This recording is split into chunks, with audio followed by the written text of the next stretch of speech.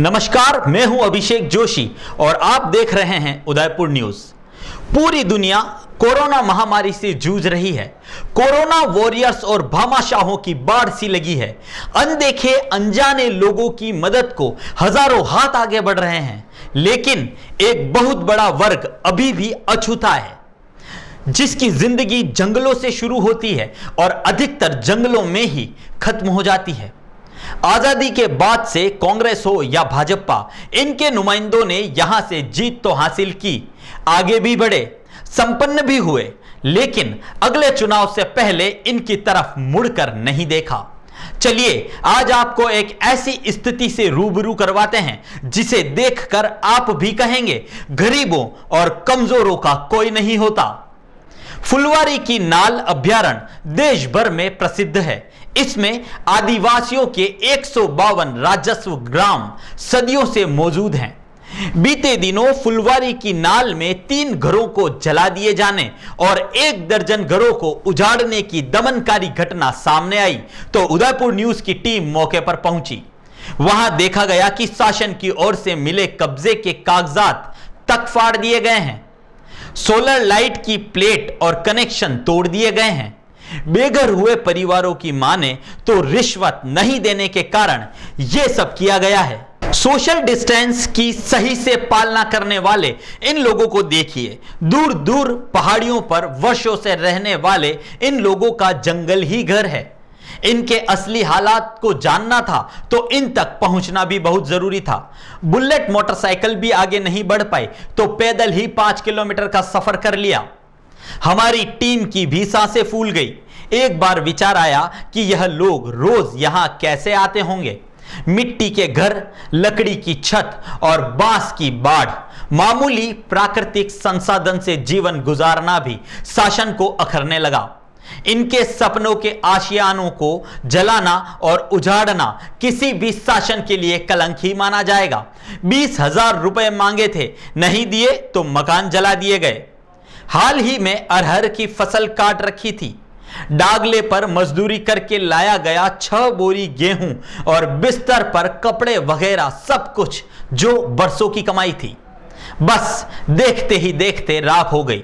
इतना ही नहीं, एक दंपति ने तो बताया कि उन्हें पीटा भी गया और सरकार की ओर से जारी किया गया पट्टा भी मंगवाकर फाड़ दिया गया। इस इलाके में करीब 3 घरों को जलाया और 1 दर्जन घरों को उजाड़ दिया गया है। इस बेबस महिला के हाथ में जो फटे हुए कागज के टुकड़े हैं वह सरकारी पट्टा ही था। आइए सुनाते हैं इन बेबस बेकसूरों की दुख भरी कहानी इन्हीं की जुबानी। तो वन विभाग वाले बोले कि तेरे घर का रसीद कटवानी हो, 20,000 रुपया मांगे हैं उसने। हाँ। रसीद के। हाँ। और तो 20,000 रुपया लेके आना और रसीद तेरे को दे देंगे, नहीं तो फिर तेरा ऊपर वाला घर भी पाड़ देंगे हम। यहाँ पर एक मकान जलाया गया है वन विभाग द्वारा। जो परिवार 1 महीना पहले गुजरात गया था, जो भाग में रह के परिवार सलाम गाँव करके 4 कुंटल गेहूँ लाया था, कल परसों वन विभाग के पानरवा से कम 12 लोगों की टीम आई थी, जिसमें 2 लेडीज़ थी, और वो आते ही उन्होंने पूरा मकान जला दिया। वो 4 कुंटल गेहूँ कम से कम सब जल के और मकान की जो भी सामग्री थी जल के राख हो गई है। अब वो परिवार बेसहारा हो गया और अभी दूसरी जगह कई मकानों में रह के गुजारा चला रहा, खाना पीना। तोड़फोड़ में प्लेटें लगवाई थी तो वो तोड़फोड़ कर दी और बाकी के जो सामान पड़ा था उसको भी तोड़फोड़ कर दिया और ले भी गए। लाकड़ा कापे नेम करो एवं थोड़ा सा अलग कास वाला बंगला वाला वणन घेर में अतरती टुकड़ो लाकड़ू अवश्य तो ये वो गरीब लोगों में हम लोग करवान थोड़ो आवे। रीते रीते कहते भाई तुम्हारा रसीद कटावे, जंगलात में रहो तो रसीद कटावता 2 आदमी 5 आदमी गाम न पेगा था रसीद कटावना जाता। एवं पहले हमारा राज्य ने ना जावे ना तोड़फोड़ करें जाता रह जाए। कई बार कास वाला बंगला वाला आवे वणन घर में लाकड़ी आवे अतरो तो होशवो पड़तो वणे थी सरकारी अतरो आदेश आगळ हाल दी तो गरीब लोग करता सरकार फरी में दाना दे रही है, खावा वास्ते व्यवस्था कर रही है। तो फिर अणे अतरे आदेश कने हाल दी तो बस मारपीट करवा, मानस मळ जात मारपीट करवा, बस घेर जलाव दीवाना, लकड़ी काटे क्यों काटे वो थोड़ू करवाना आवे सब कुछ। ये तो साहब 12 जने आए थे, 2 लेडीज थी और 10 जने थे और ये ऊपर चढ़े पूरा मकान मेरा गिरा दिया है, सब लकड़ी से खोल के फेंक दिया है मेरा घर। टोटल 14 है क्या? 14 जना ने 12 जना आज हमारे मकान में तो 12 जना सड़ गए। 12 लोग हैं जो वन विभाग के हिसाब, ठीक है, और कुछ सहयोगी लोग हैं वो उधर दूर रहे, वो यहाँ नहीं आए। वो महिलाएं वन विभाग में थोड़ी थी। वन विभाग की वन विभाग की महिला। वन विभाग की 2 महिला और 10 जवान है, ठीक है, और 12 है कुल मिला करके। और जो गांव के लोग सहयोगी हैं वो आए, पर वो उधर दूर है, यहाँ साथ में नहीं आए। ये हुआ इनकी घटना। और उन्होंने मकान का जो सारा उखाड़ करके ये फेंक दिया, इधर वाला जो ऊपर का सारा ढांचा जो बनाया इन्होंने, ये वो वन विभाग वालों ने 25 तारीख को वन विभाग द्वारा 12 वनकर्मी और 2 महिला वनकर्मियों ने 3 लोगों के मकानों पर आक्रमण करके 3 मकान जला दिए हैं, जिसमें हेमा सनौप नंद का दामा, इसके धुएं जल गया है, 2 टोली खाद जल गया है, मकान का सारा बाड़ा जला दिया है। मकान के सारा तरफ उसकी सुरक्षा के लिए एक बाड़ बना रखी थी, तो उन्होंने तोड़ दिया और इसको थप्पड़ भी मारी और इसके एक छोटे भाई को लत से मारा। ये नुकसान करते हुए आगे गए। जो राजेंद्र सोने रतनलाल का मकान, उनके बच्चे का मकान था, उस पर भी तोड़ फोड़ करके ऊपर से जो भी लकड़ियाँ थी वो सारी नीचे फेंक दी। वन अधिकार कानून जो देश में बना वो 2006 में कानून पास हुआ और 8 में क्रियान्वयन हुआ। और उसमें ये वन विभाग वन अधिकार की परिभाषा ये कोई जो भी आदिवासी 2005 से पहले जंगल ज़मीन पर बैठा है उसको सरकार पट्टा देगी, और पट्टा दिलाने में जो भी संगठन काम करते हैं वो उनको मदद करेंगे। तो हम तो यही है, कभी इनकी देख करके जांच वास करेंगे, और करने के बाद में वास्तव में ये लोग काबिज हैं और इनके साथ जो अन्याय हुआ इनके खिलाफ, एक तो जो वन विभाग के साथ किया है गलत, इनके नहीं, इनके पट्टे जो मिल गए हैं और कोई किसी ने रास्ते में रोक लिए हैं, रास्ते में जो पट्टे रोक लिए उनकी जांच करेंगे, और वास्तव में पट्टे बने हैं और इनको नहीं मिले हैं तो वन अधिकार कमेटी है उनसे पूछताछ करेंगे। वन विभाग और दूसरा पंचायत समिति हम मालूम करेंगे कि वास्तव में इन लोगों के पट्टे बने नहीं बने। तो एक तो इनको पट्टे दिलाने में मदद करेंगे, इसके साथ ही जिन लोगों की फाइलें अनकम्प्लीट है या क्या फाइलें में कमी पेशी है, इनके कहाँ फाइलें उनको देख करके कंप्लीट कराने में मदद करेंगे। तो देखा आपने, जिले में अलग थलग पड़े गांवों में जंगल राज का जीता जागता उदाहरण। चलिए अब आपको मिलवाते हैं जंगल जमीन आंदोलन के संयोजक वरिष्ठ अधिवक्ता रमेश नंदवाना से, जो सालों से संघर्ष कर रहे हैं और इसी संघर्ष की वजह से गरीब आदिवासियों को पट्टे भी मिले हैं। जब फुलवारी की नाल में रहने वाले आदिवासियों के घरों में आगजनी के बारे में इनसे पूछा गया तो उनका बेबाक जवाब था कि ऐसे समय में जब लोगों के खाने के लाले पड़ रहे हैं तब गरीब आदिवासियों को बेघर करना कहां का कानून है। करीब 48 परिवारों के पट्टे हैं तो क्यों इन्हें उजाड़ा गया। उन्होंने सख्त लहजे में कहा कि हालात सामान्य होने पर वन्य कर्मियों पर भी मामला दर्ज करवाया जाएगा। देखिए, ये जो इलाका है ये फुलवारी की नाल में पड़ता है।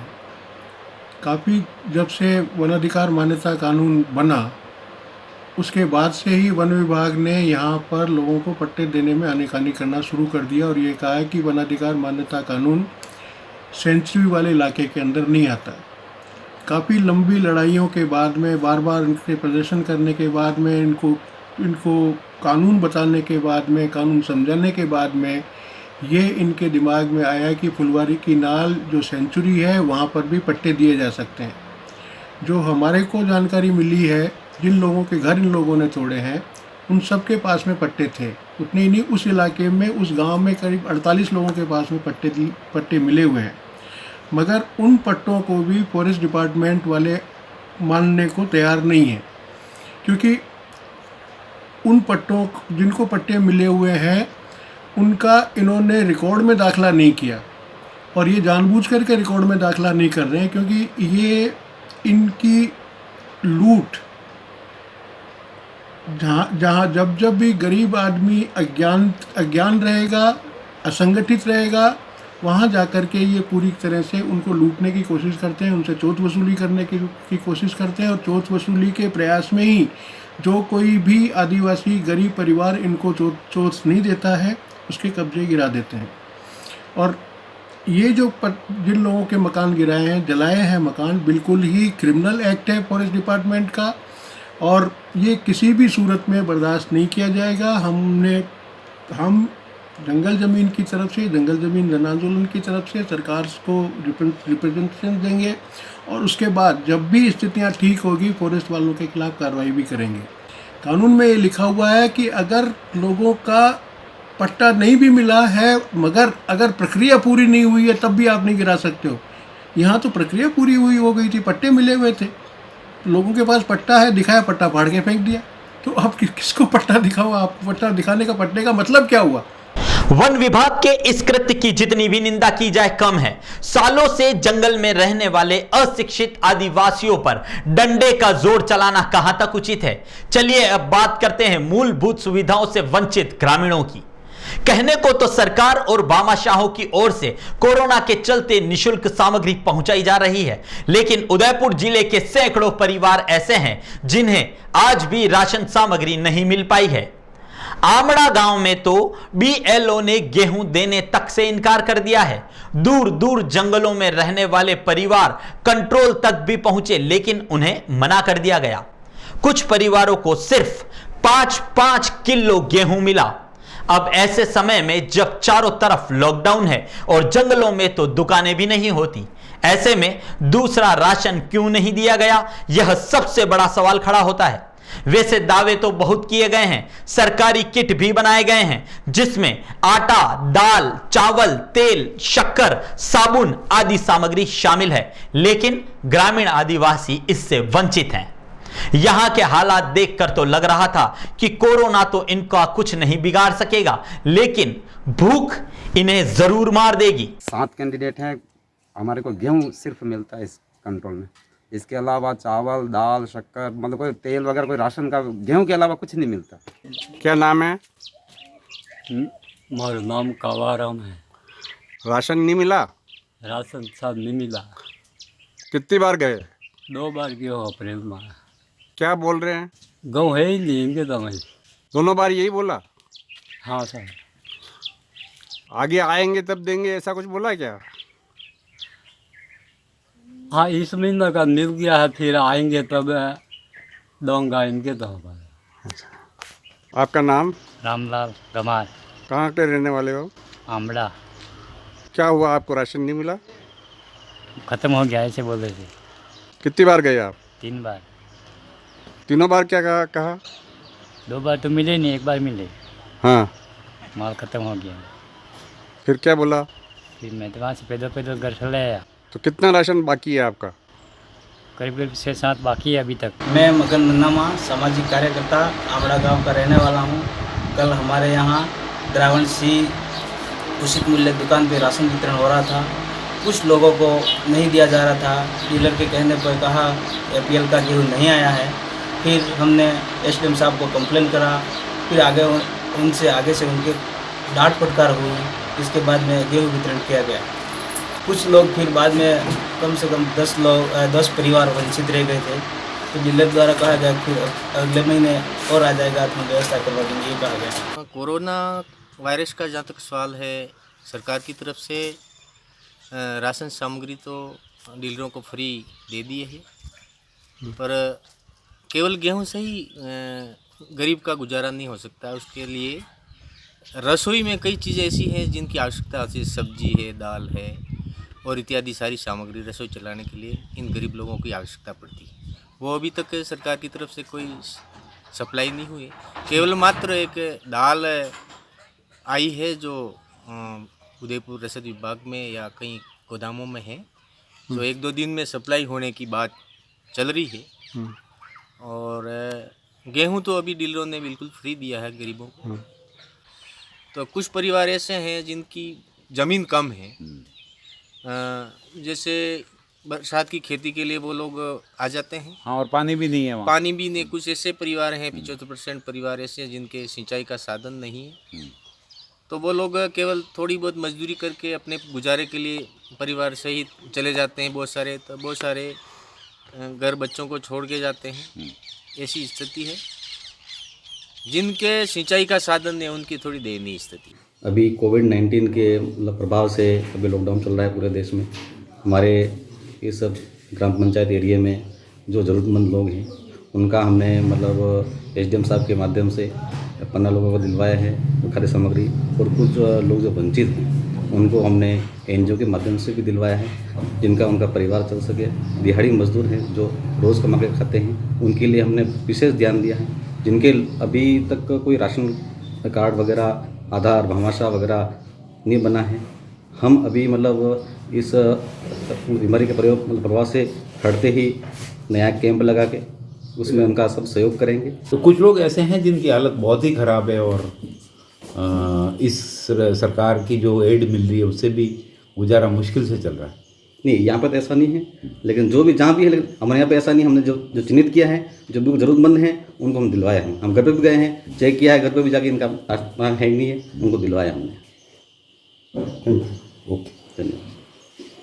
बेघर हुए दर्जनों परिवार, राशन की आस में बैठे सैकड़ों आदिवासियों की कहानी सुनने के बाद आपको लग ही गया होगा कि यहां सब कुछ सामान्य नहीं चल रहा है। दावे काफी किए गए हैं।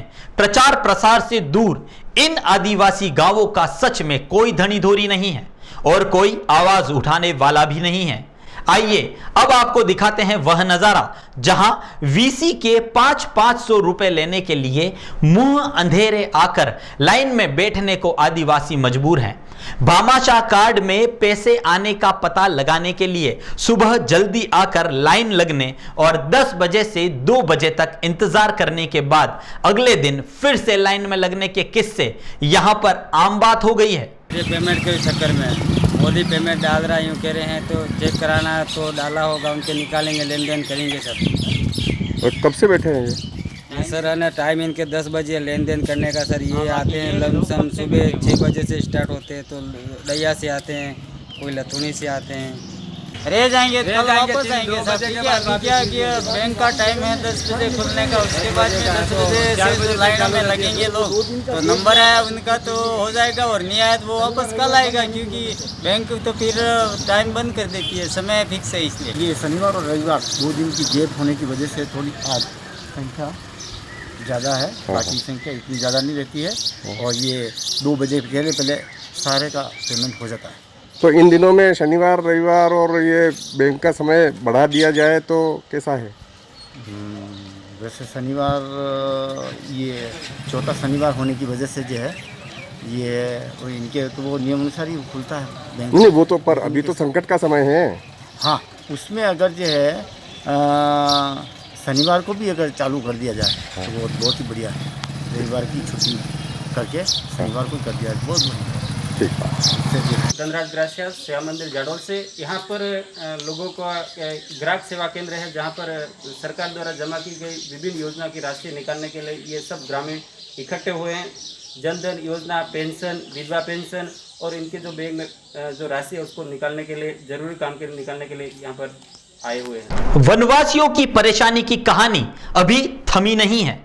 गुजरात में प्रवास करने वाले हजारों आदिवासी मजदूर कोरोना महामारी की रोकथाम के लिए अचानक हुए लॉकडाउन के बाद सीमा चौकियों की बजाय पहाड़ी रास्तों से अपने गांवों में आ गए हैं। सरपंचों और अध्यापकों की सूचना के बाद ऐसे आदिवासियों का पता चला और उनकी जांच के उपाय किए गए तो वे 14 दिन के क्वारंटाइन के डर से जंगलों में भाग गए हैं।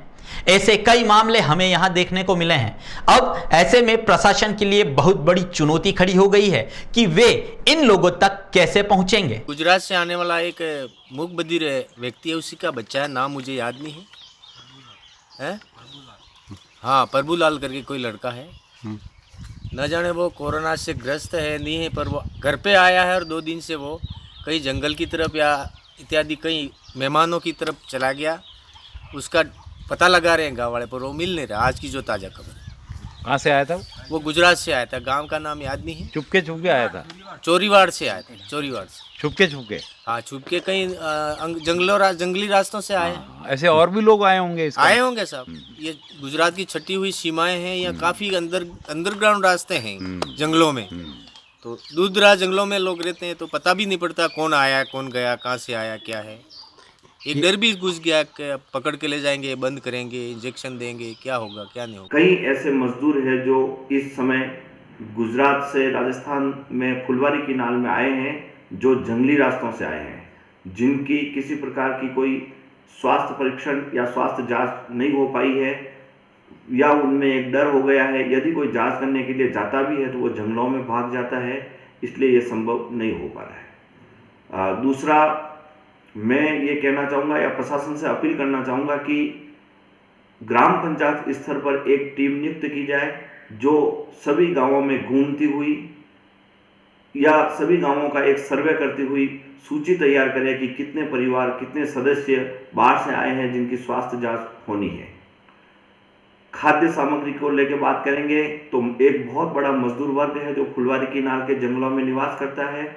अभी उनके खाने की काफ़ी समस्या हो रही है। सरकार द्वारा गेहूं उपलब्ध करवाया जा रहा है राशन सामग्री में, लेकिन अकेले गेहूं से रसोई नहीं चल पाती है। रसोई में कई प्रकार की आवश्यकताएं होती है जिससे रसोई पकती है। मेरी अपील है प्रशासन से कि आप खाद्य सामग्री में गेहूं के साथ अतिरिक्त वस्तुओं की भी उपलब्धता सुनिश्चित करावे, जिससे मजदूर वर्ग एवं गरीब वर्ग अपने आप को इस दौर में सुरक्षित महसूस करे। कैमरा कभी झूठ नहीं बोलता।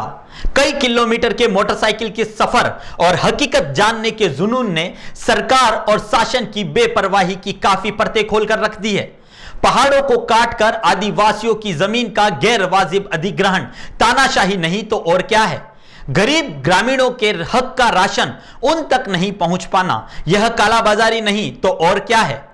खैर, सत्ता और शासन को यह जानना चाहिए कि अगर अब भी आदिवासियों को उनके अधिकारों से वंचित रखा गया तो यह भी अपनी कुर्सी और सत्ता से वंचित हो जाएंगे, क्योंकि यह अशिक्षित और असंगठित जरूर है, लेकिन क्रांति हुई तो इन्हें एक होने से कोई नहीं रोक पाएगा। हमारा मकसद हकीकत तक पहुंचने के साथ उसे आप सभी के सामने लाना था, जो हमने पूरी ईमानदारी के साथ निभाया है। अब फैसला आपको करना है, क्या वनवासियों को उनका हक नहीं मिलना चाहिए? आपकी प्रतिक्रिया का इंतजार रहेगा। फिलहाल अभिषेक जोशी को दीजिए इजाजत और देखते रहिए उदयपुर न्यूज। नमस्कार। नींव पे काशियां हम बनाए, उम्मीदों का एक दीपक मिलकर हम जलाए। दो आंखें देखती है बस एक सपना, अपनों के लिए हो एक घर अपना। घर सिर्फ जरूरत नहीं, हमारा सपना होता है। इसीलिए तो वैदेही ग्रुप लाए हैं अफोर्डेबल लेकिन मजबूत घर शहर के अंदर। Vaidehi premium affordable housing project at new Navratna complex 2 BHK for 24 to 30 lakhs। GST and stamp duty बिल्कुल मुफ्त 31 मार्च 2020 तक।